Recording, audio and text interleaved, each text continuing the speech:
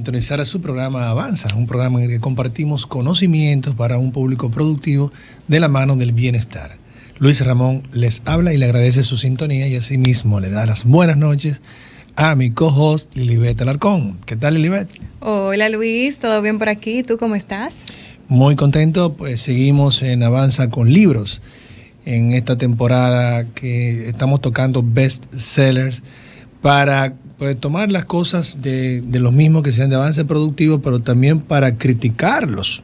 Yo creo que Luis está entusiasmado ya con lo que viene para hoy. Luis, ya tú como que viniste predispuesto, te siento predispuesto. Bueno, sí, la verdad que sí, porque ya en algún momento tú me has escuchado haciendo algunas críticas al y no primer libro. Constructivas, señores, críticas y no constructivas. Al primer libro del cual vamos a hablar hoy, porque vamos a hablar de dos libros, señores. Miren qué interesante. El primero, claro, vamos a exponer, se va a exponer sobre el mismo con un invitado demasiado querido. Ya sabrán por qué. Y asimismo, bueno, vamos a descubrir un libro nuevo de una persona pues bastante con muchos valores, muy valiente, que ha venido a contar su historia.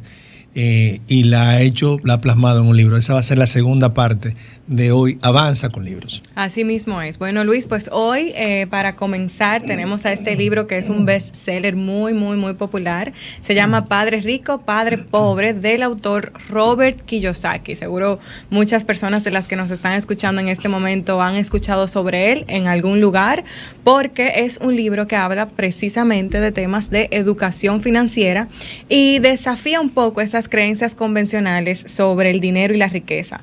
Es, Luis, el libro más vendido de Robert Kiyosaki, o sea, es el más popular en estos temas. Y bueno, ha marcado un antes y un después. Claro, ha marcado un antes y un después. En la educación financiera. Así es. Y bueno, por supuesto, como tú decías, hoy tenemos a un invitado muy especial que es parte de la familia de nosotros, que es mi esposo, Franklin Durán, que es un amante de este tema, señores. Le encanta, le apasiona y la verdad creo que no hay una mejor persona para venir a compartir sobre este libro, uno de sus favoritos, y por supuesto sobre este tema que yo por mi experiencia personal les digo que es muy, muy bueno en este tema. Bienvenido, Franklin. Y gracias, Franklin. Muchísimas gracias. Buenas noches, Luis y Lili. Gracias por recibirme y por esa calurosa bienvenida.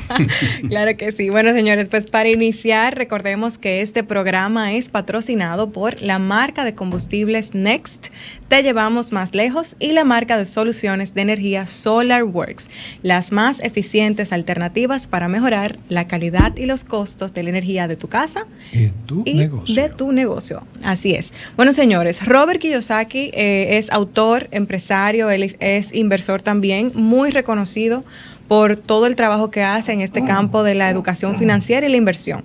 A lo largo de su carrera se ha enfocado precisamente en ayudar a personas en mejorar la educación financiera y tomar decisiones informadas sobre sus finanzas personales. Es conferencista y bueno, hoy vamos a ver un poco de este trabajo que ha hecho, porque desde toda la información y todos los consejos que da en este libro, que entiendo que queda plasmado precisamente esa visión que él tiene sobre este tema de la educación financiera.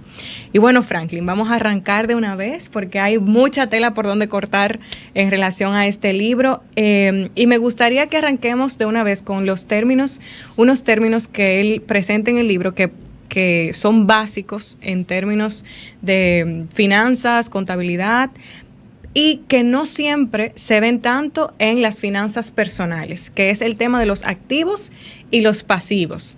¿Por qué es importante? ¿Cómo eso se ve en una finanza personal? Cuéntame un poquito sobre eso. Hay que invertir en el activo. Exacto. Bueno, así como tú dices, ese es uno de los términos principales que Robert nos presenta en este libro.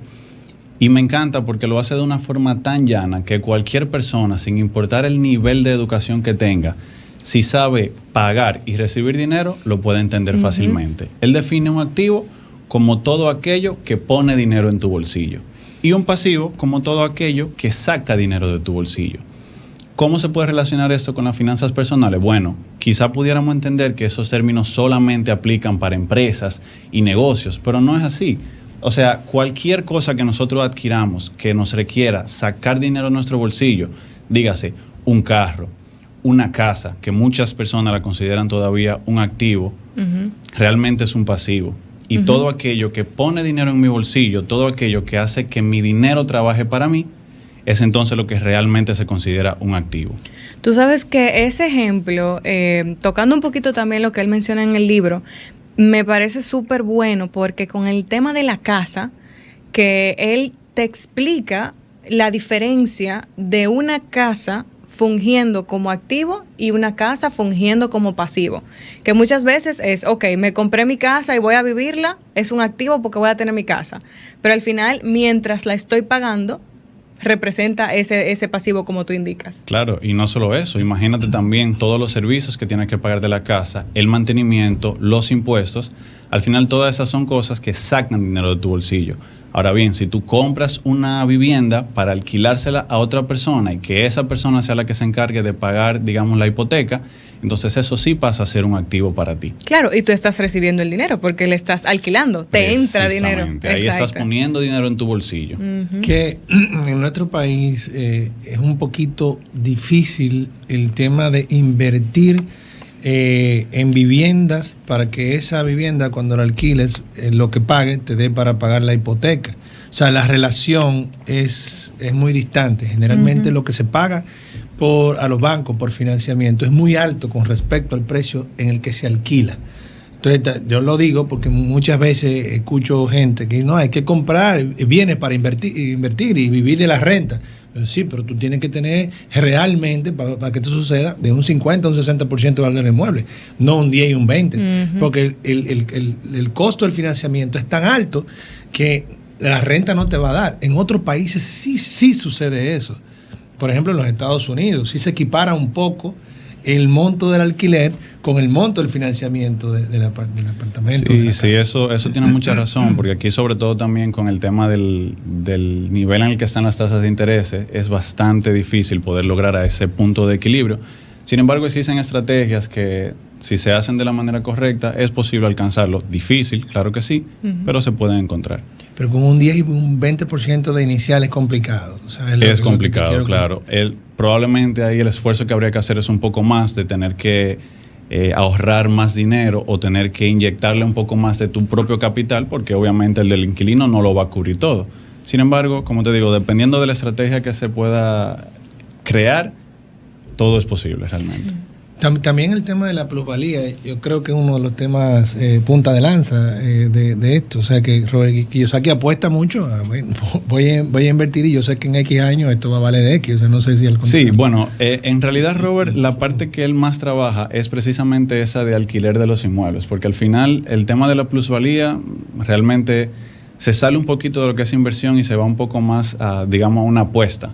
Porque tú no sabes realmente, tú no tienes certeza de qué tanto se va a valorar y sí se va a valorar, porque en realidad muchas personas creen que no, pero los inmuebles también se pueden devaluar. Claro. Entonces, al final, como dicen muchos autores, el negocio se hace en la compra y no en la venta. Hay que analizarlo bien para poder tomar la mejor decisión en el momento en el que se está haciendo la compra y no apostar a qué pudiera pasar en el momento que se decida vender.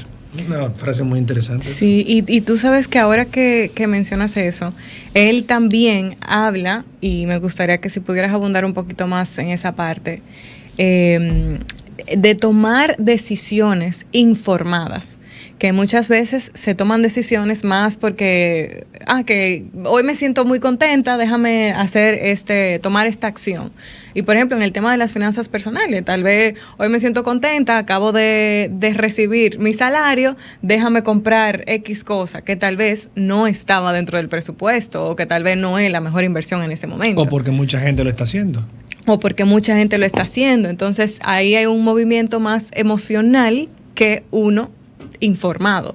Sí, y precisamente por eso el autor aquí, Robert Kiyosaki, nos invita a que nos eduquemos financieramente, porque así vamos a poder adquirir los conocimientos y las habilidades para que podamos tomar riesgos calculados, es decir, informarnos bien sobre cualquiera que sea la inversión a la que decidamos embarcarnos o cualquier negocio que deseemos iniciar, pues mientras más informados estemos, vamos a poder mitigar el riesgo, mientras más informados y mientras más conocimientos tengamos, porque simplemente tener la información no funciona.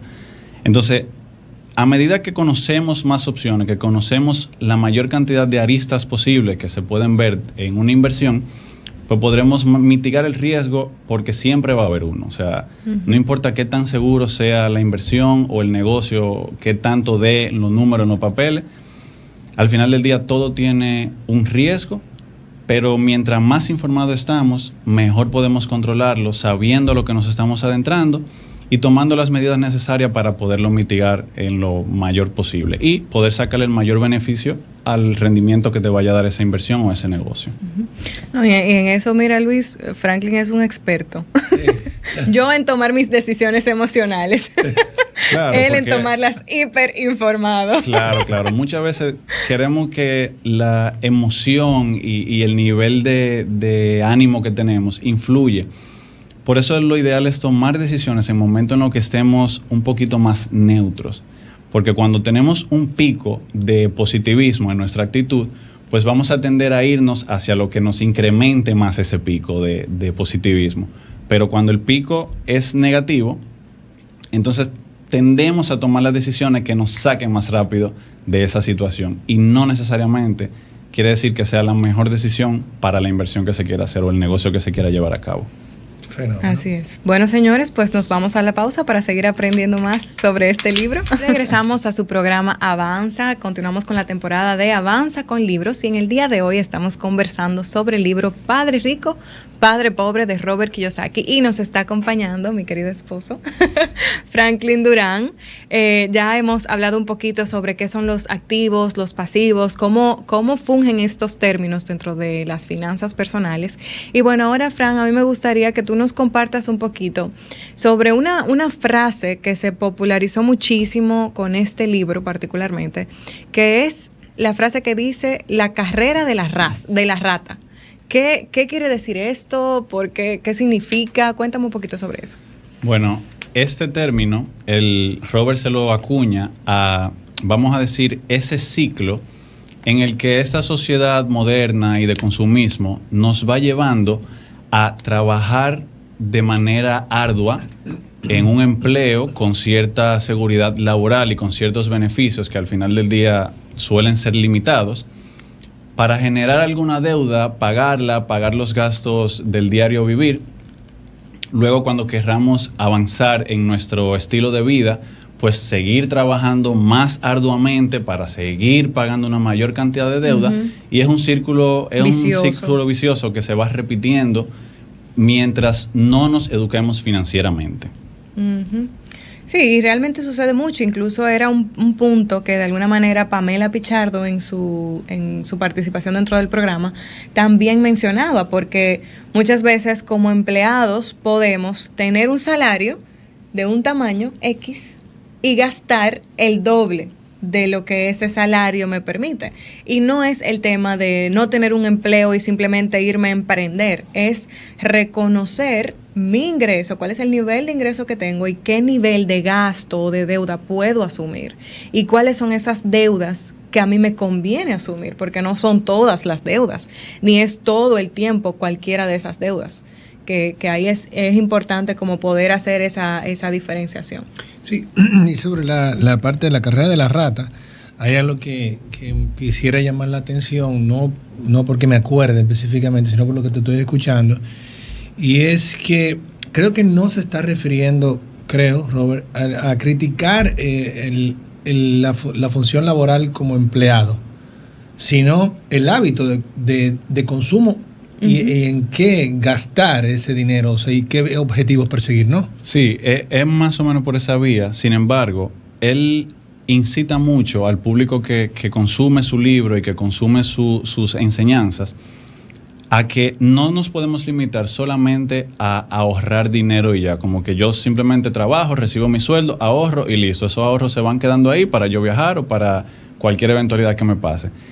Él incita mucho a que se invierta ese dinero, a que nos eduquemos financieramente para desarrollar esas habilidades y esos conocimientos que nos permitan poner ese dinero a trabajar para nosotros y que no necesariamente nosotros tengamos que invertir toda la vida, tiempo, esfuerzo, sudor para poder ganar el dinero y para vivir nuestro día a día, sino que la idea es que podamos aprender a invertir, a salir de ese miedo de tomar esos riesgos calculados y poder eventualmente conseguir esa independencia financiera y esa libertad financiera. Aunque una persona se quede en su trabajo, porque como explicaba Pamela decía, o sea, siendo empleado tú puedes ir invirtiendo todo el tiempo. O sea, claro. Y es más, eso es lo recomendable. Claro, cuando eres empleado, buscan que invertir. Claro, el tema, lo que aquí más Robert critica es quedarnos sesgados de que un empleo simplemente es la mayor seguridad que existe. Y no, porque es que eso no depende totalmente del empleado, depende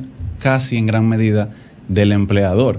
Entonces, al final, si tú le estás dejando tu futuro y tu seguridad a otra persona, entonces, ¿qué control tú tienes sobre eso? Entonces, por eso es que él nos invita mucho a educarnos y a siempre mantenernos actualizados para poder eventualmente ir dedicándole menos horas de nuestro tiempo al trabajo y más horas de nuestro tiempo a las cosas que de verdad nos gustan hacer, a que no solo tengamos que trabajar toda la vida para ganar dinero, sino que podamos tener la libertad de trabajar porque simplemente nos gusta hacer lo que hacemos. Hay personas que le encanta, muchas personas que le encanta su trabajo.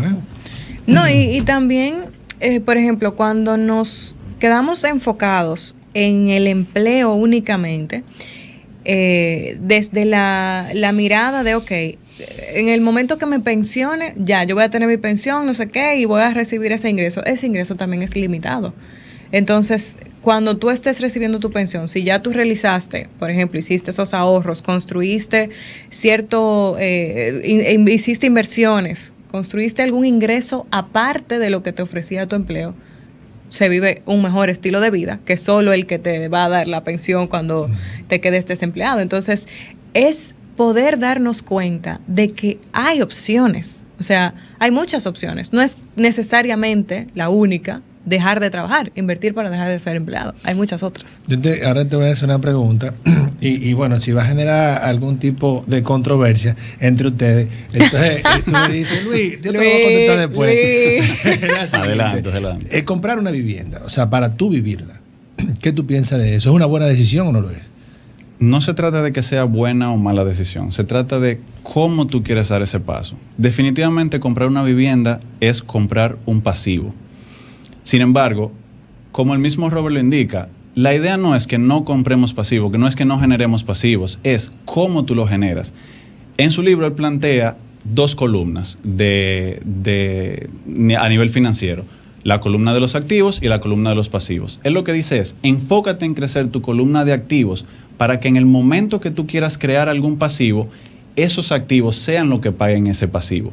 Si yo me he dedicado, he hecho mi labor y he estudiado para crecer mi columna de activos, en el momento que yo decida comprar una casa, no va a haber un inquilino que me la esté pagando porque la quiero vivir yo. Sin embargo, mi columna de activos, con todas las inversiones que yo he venido haciendo durante un periodo de tiempo que normalmente toma años, eso no sucede de la noche a la mañana, entonces yo puedo estar tranquilo porque ese dinero no va a estar saliendo de mi esfuerzo, no va a salir de mi sudor ni del tiempo que yo tenga que dedicarle. de tu sudor claro, va a salir del sudor que yo tuve que invertir en un momento específico y que ya luego ese tiempo que yo le dedicaba de mis horas del día fue bajando hasta que mi columna de activos fue lo suficientemente sólida como para pagar cualquier pasivo. Y eso puede ser una casa, un carro de lujo, una villa, poner una piscina. O sea, no importa lo que sea, enfócate en cómo tú vas a generar ese pasivo para que tus activos sean los que paguen ese pasivo. Bueno, eso va, se está construyendo. Se está construyendo. Claro. Así mismo es. Muy bien. Entonces, bueno, dice, trabaja tu independencia financiera. O sea, esto, la verdad que siempre se escucha muy bien. Y yo en lo particular tengo una opinión que ahí yo también critico un poco no a Robert Kiyosaki, sino a las personas que quieren adaptar el libro 100% a la República Dominicana. Y es que, mira, Robert Kiyosaki está en un país donde los niños tienen garantizado la salud, la educación, un sinnúmero de aspectos de la parte pública, de la cosa pública que ya están las dadas, necesidades básicas. Independientemente de lo que produzcan los padres. Está garantizado igualmente que las personas mayores también. Sin embargo, en la República Dominicana ese no es el caso. Entonces, yo siempre digo, mira, sí, Robert plantea, vamos a enfocarnos en esto, pero también hay que ubicarnos mucho en cuál es la situación de cada uno en particular. Y saber que a veces para uno es más fácil llevar lo que dice el libro de Robert Kiyosaki, para otros no es tan fácil. Es muy difícil. Más, cuando lo puedan llevar, quién sabe si ya está en una etapa muy avanzada de su vida. Porque, repito, vivimos en un país donde hay mucho menos cosas garantizadas que en el lugar donde vive el autor y donde invierte el autor. Porque también es algo muy interesante. Creo que el autor, no creo, lo leí hace mucho, pero no creo haber recordado que él haya invertido en un país subdesarrollado, por ejemplo. Y creo que eso es otra historia.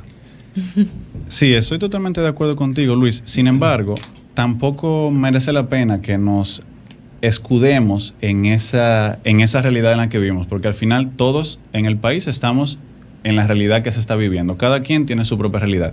Sin embargo, aquí, por ejemplo, hay instrumentos financieros que la inversión mínima son 1,000 pesos, Luis. Es decir, si nos educamos y aprendemos a hacer un presupuesto y aprendemos a acatarnos y a llevar el control de ese presupuesto, no importa el nivel en el que se encuentre la persona, yo estoy seguro que en un tiempo determinado va a poder juntar 1,000 pesos para iniciar su primera inversión. Y el mejor momento para invertir es hoy. O sea, tenemos que tener clara la meta y poder ir aplicando cada uno de los conocimientos que se van adquiriendo a medida que vamos estudiando esos temas, porque maneras hay. Claro, a unos les va a tomar más tiempo que a otros y más esfuerzo que a otros. Sin embargo, cada quien debe ir buscando las herramientas que mejor le funcione. Ese es mi punto de vista. Y ese es otro punto que Robert también menciona, y yo creo que todas las personas que han venido al programa resaltan, que es lo de establecer esas metas de forma clara, de forma concreta, de forma específica. Y ahí nosotros mismos pudiéramos hablar con nuestro ejemplo. O sea, en el momento que nosotros comenzamos como familia a establecer esas metas financieras en la casa, al principio la decíamos, sí, sería muy chulo tener un fondo de emergencia de tanto. Ay, sí, muy bonito, perfecto. Y poco a poco, ahí como que sí, no, lo íbamos haciendo. Pero en el momento que se escribió en papel y se puso en un sitio donde lo viéramos todos los días, queremos construir un fondo de emergencia de tal cantidad específica. O sea, fue en tal tiempo. En este tiempo, antes de diciembre de 2023, tenemos que tener este monto como fondo de emergencia. Y yo no te puedo, o sea, Luis, una cosa que parecía, de verdad, wow, era retador, porque era un tiempo muy corto que nos estábamos poniendo para construir un fondo de emergencia que para nosotros era significativo. Y lo plasmamos en papel y en 2 meses eso se construyó. Se alinearon los astros. O sea, se alineó todo. O sea, y es que cuando el norte está claro, el enfoque. O sea, en ese momento dijimos, ok, queremos esta meta para este tiempo. Teníamos como 5 meses. Era el tiempo cuando nos lo propusimos. En 5 meses queremos construir esto. Y lo que dijimos fue, ok, todos nuestros ingresos adicionales se van a ir enfocados a ese objetivo. Y literalmente así lo hicimos. Y todos los ingresos adicionales que aparecieron, todos y cada uno de ellos, no fue de que, no, espérate, me gané tanto más, déjame irme a explotarlo allí, beberme 3 tragos y irme. O sea, no. Todo ese ingreso adicional se va destinado a este objetivo financiero. Y se cumplió. Yo creo que para mí, señores, tengo que admitir, yo no estaba educada financieramente hasta hace relativamente poco, y yo no pensaba que eso iba a ser algo posible, y lo fue posible y muy rápido, después de que yo me puse en la órbita, ¿verdad? Que una de las cosas más importantes de cuando uno está buscando pareja es buscar el complemento. Claro, señores. Eso es hasta tácito. O sea, tú a veces no te das cuenta, la gente no se da cuenta, pero creo que las mejores relaciones, o sea, tienen un nivel de complemento muy importante, que tú uno lo busca, le atrae, a uno le atrae sin uno darse cuenta. O sea, que qué bien que no, como ya dice un amigo mío, que se supieron juntar. No, y que eso de tener esa meta clara, señores. O sea, se dice muy bonito, y te digo, todas las personas que se han sentado aquí lo han mencionado de alguna manera u otra, y todos los autores que hemos compartido lo mencionan de una manera u otra, y es que tiene sentido y tiene su efecto. Bueno, nos vamos a la pausa y regresamos. Estamos de regreso en su programa Avanza. Y estamos hablando del libro Padre Rico, Padre Pobre, dentro de la temporada Avanza con Libros. Y bueno, Aquí ya Franklin nos ha explicado pues bastante bien, aspectos bien importantes del libro. Ahora yo siempre estoy pensando en que es bueno que la gente conozca así en síntesis cómo es esa diferencia entre el padre rico y el padre pobre, pero básicamente que Robert Kiyosaki expone para motivar a la gente que piense como su padre rico. Ok, básicamente su padre rico era en realidad el papá de su mejor amigo, que era un inversionista en aquel momento en el pueblo donde ellos vivían en Hawái, al cual le iba bien dependiendo de las estrategias que iba aplicando. En algún momento le iba bien, en otro le iba mal, pero si se veía en la línea temporal, él fue escalando de nivel todo el tiempo. Mientras que su padre, pobre, que es su papá biológico, que se quedó en el camino del empleo tradicional, el ahorro, el conseguir buenas prestaciones laborales, en algún momento empezó a subir económicamente, pero también subía la responsabilidad y la cantidad de tiempo que él tenía que invertirle a su trabajo, versus su papá rico, que cada vez le invertía menos tiempo y recibía más dinero. Entonces, como él pudo tener esas dos perspectivas de su papá rico y su papá pobre, él desde muy temprana edad pudo decidir que él quería llevarse más de los consejos de su papá rico. Sin embargo, él iba tomando y dejando de cada uno de ellos. Básicamente, su padre rico le fue enseñando a través del ejemplo y de ejercicios y de ponerlo a trabajar cómo realmente él podía lograr esa libertad financiera y cómo él podía sacar el provecho de cualquier oportunidad que él tuviera de ingreso de dinero, de aprender de ahí para mejorar su siguiente oportunidad. Ok, súper. Sí, recuerdo que todo nos dio deseo de llevarnos de los consejos del padre rico, definitivamente. El hecho pero ahí es donde radica, yo diría, lo más interesante de esa comparación, y es cada vez, o sea, ¿qué queremos? ¿Trabajar más cada vez para ganar más? ¿O ir ganando más y entonces venir trabajando menos? Realmente entiendo que la respuesta está dada. A menos que a uno le guste tanto de una manera increíble, o sea, su trabajo, que uno diga, no, es que yo quiero más ritmo de trabajo aunque pase el tiempo y aunque me haga mayor. Luis, pero precisamente, o sea, la idea no es, porque la libertad y la independencia financiera no significa que vamos a dejar de trabajar, porque ¿qué? Sentarme en la playa todos los días, en algún punto me voy a cansar de eso. Ahora, ¿qué te permiten esa independencia financiera y esa libertad financiera? Es de que tú puedas dedicarte menos a trabajar por dinero, no que te dediques a trabajar menos necesariamente, porque si te apasiona lo que tú haces, hazlo todos los días. Eso es lo que tú disfrutas. Sin embargo, no es igual tener que levantarte todos los días a hacer lo que te gusta que tener que levantarte todos los días a hacer lo que te gusta, porque si no, no vas a comer. Esa es la diferencia. Sí, incluso la sensación de eso que te gusta empieza a dejar de gustarte porque hay un detrás que es esa obligación, porque si no lo hago, no voy a comer, no voy a poder pagar casa, no voy a poder pagar el colegio de los muchachos. O sea, es diferente la connotación. Sí, no sé si él puso ejemplos sobre los médicos y algunas profesiones liberales que tienen que todo, o sea, que pueden ganar mucho, pero tienen que mantener el ritmo arduo de trabajo. Él pone ejemplos. Bueno, no en el libro exactamente, pero él sí habla en algunas otras de sus conferencias y de sus enseñanzas, precisamente eso, de que, por ejemplo, él tiene otro libro que se llama El cuadrante del flujo de dinero, que divide en 4, empleado, autoempleado, dueño de negocio e inversionista. El caso de los médicos, por ejemplo, son autoempleados, que ellos, mientras más trabajan, más van a generar, sin embargo, dependen del tiempo que ellos le dediquen directamente. Si ellos dejan de trabajar, dejan de ingresar dinero también.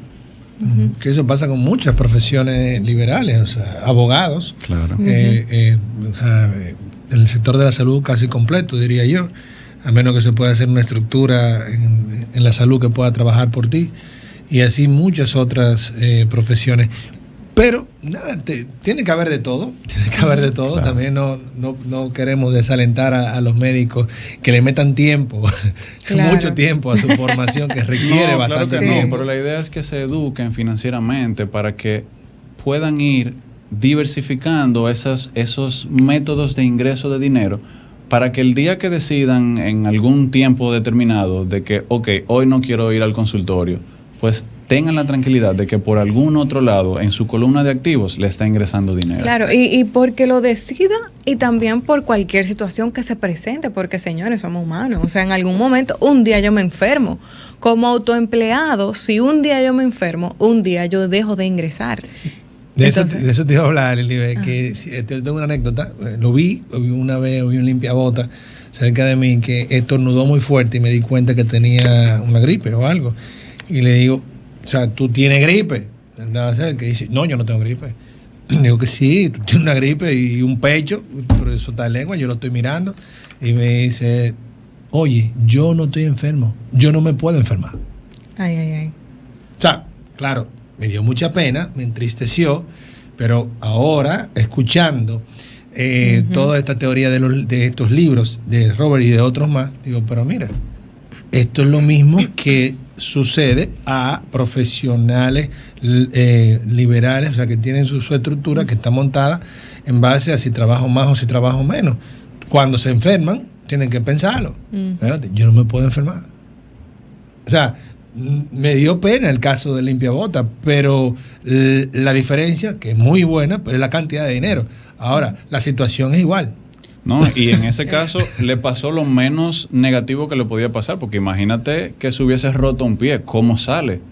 ¿Cómo sale? Porque al final sale caminando a trabajar, no va a poder hacerlo en ese caso. Entonces, como tú dices, la diferencia es la cantidad de dinero, pero el concepto sigue siendo el mismo.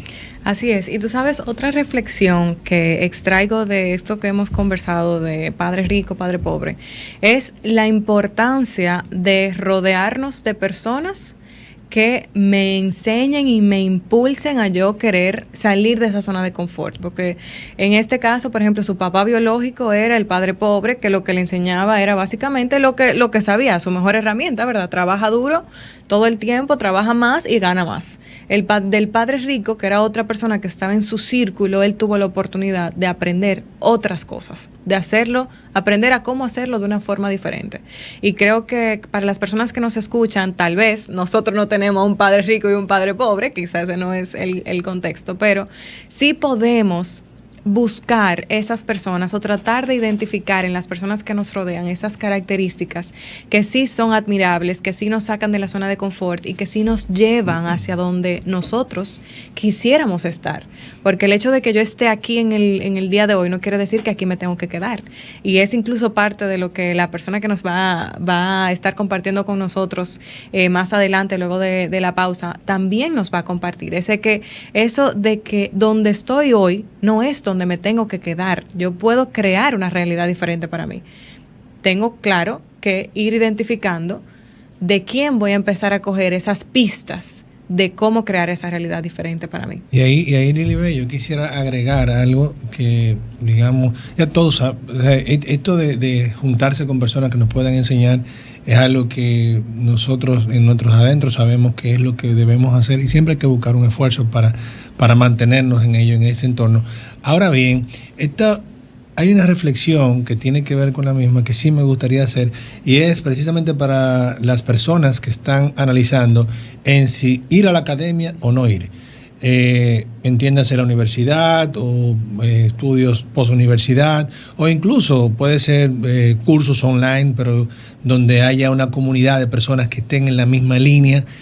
Y una de las grandes diferencias de tomar la decisión de decir voy o no voy es precisamente que cuando decides no voy, si es una decisión, hay personas que no pueden, pero hay personas que sí pueden optar. Entonces, las personas que pueden optar y dicen, mira, no voy a ir a la academia porque creo que no tiene sentido, dentro de todas las cosas que se están perdiendo, desde mi humilde punto de vista, es llegar a una comunidad y pertenecer a una comunidad de personas que están buscando una mejoría intelectual en esa rama, en esa área, en ese nicho, y ahí tienes un sancocho de personas, un ecosistema, o sea... Oh, wow, ese término me encanta, señor, un sancocho. Para que me entiendan, tiene profesores, claro. O sea, tienes asesores, tienes compañeros, dentro de tus compañeros lo tienes más aventajados, que tienen otro tipo de virtudes. Puedes hablar de lo que vas leyendo, aprendiendo, y eso forma un networking y una comunidad que uno se va entrelazando y subiendo ese aprendizaje bastante. Eso es invaluable. Para toda la vida, o sea, esa comunidad. gente que no ha podido estar en la academia, primero puede ser por cuestiones que fuera de su voluntad, lo cual es para nada criticable, pero quien no ha podido optar, no ha podido disfrutar de eso, de esa comunidad intelectual que te desarrolla más y que te crece networking, que te ayuda a crecer mucho más dentro de lo que tú te propongas. Claro que sí. Y al final también es no limitarse, porque aquellos que por asuntos externos a su voluntad no han podido vivir esa experiencia, aprovechemos los recursos. Hoy en día en Internet hay demasiada información gratuita que te permite crecer y te permite adquirir conocimientos iguales y hasta mejores en algunos casos, dependiendo de dónde se busque, que las universidades. Entonces aprovechemos eso, no usemos solamente el celular y la computadora para divertirnos, para ver videos de risa, para entrar a las redes sociales, sino que nos eduquemos a través de la tecnología. Y buscar esas comunidades en las redes, que las están. Las hay. Y son sumamente provechosas. Claro que sí.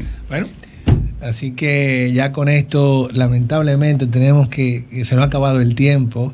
Muchísimas gracias, Franklin, por todo esto que nos has comentado. Me ha encantado tu forma llana de transmitir lo que trae este libro revolucionario, porque hay que decirlo, marcó un antes y un después en las finanzas personales. Yo sigo con algunas muy pocas críticas, pero les reconozco muchísimas más bondades a este libro grandioso. Gracias por aportarle a nuestro público, gracias por aportarnos a nosotros. Te lo agradece Luis, y bueno, ya tu esposa. Claro, gracias. Gracias a ustedes por tenerme aquí con ustedes. Gracias. Señores, hemos llegado al final del programa. Muchísimas gracias por escucharnos en la noche de hoy. Pueden encontrarnos también en Instagram como @avanza.dom, en Spotify como AvanzaRD, en Facebook y en YouTube. Muchas gracias. Nos vemos en la próxima.